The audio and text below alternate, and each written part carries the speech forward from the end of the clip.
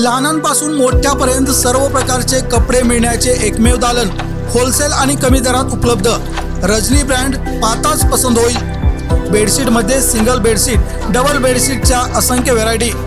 Ladies readymade मध्ये kurti, Patiala set, top, jeans, Naira set, तसेच suiting, shirting, towel, टोपी, ब्लाउज पीस आणि स्कूल युनिफॉर्म, कॉर्पोरेट युनिफॉर्म, क्लॉथच्या असंख्य व्हरायटी उपलब्ध आहेत। एकदा याल तर पुन्हा इथेच याल।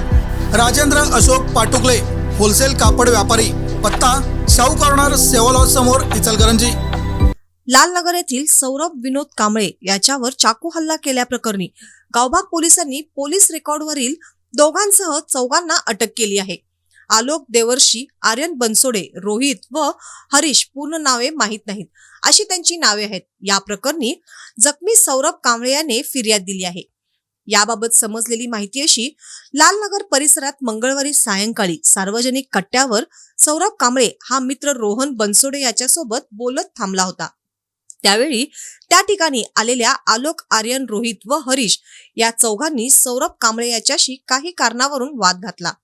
त्यातूनच आलोक याने सौरभ याच्या पाठीत चाकूने वार केला, तर आर्यन याने सौरभला धरून ठेवले होते। तसेच रोहित, हरीश या दोघांनी सौरभ याला काठीने मारहाण केली। चाकूचा वार वर्मी बसल्याने सौरभ हा गंभीर जखमी झाला। त्याला मित्रांनी तातडीने उपचारासाठी इंदिरा गांधी सामान्य रुग्णालयात दाखल केले। तर घटनेची माहिती समजताच गावभाग पोलिसांनी घटनास्थळी व रुग्णालयास भेट देऊन माहिती घेतली। त्यानंतर हल्लेखोरांचा तपास सुरू केला। प्राप्त माहितीवरून पोलिसांनी चौघांना अटक केली आहे। यापैकी आलोक देवर्षी याच्यावर गावभाग पोलीस ठाण्यात विनयभंग आणि खुनाचा प्रयत्न असे 2, तर आर्यन बनसोडे याच्यावरही बाल लैंगिक अत्याचार व विनयभंग असे 2 गुन्हे दाखल आहेत।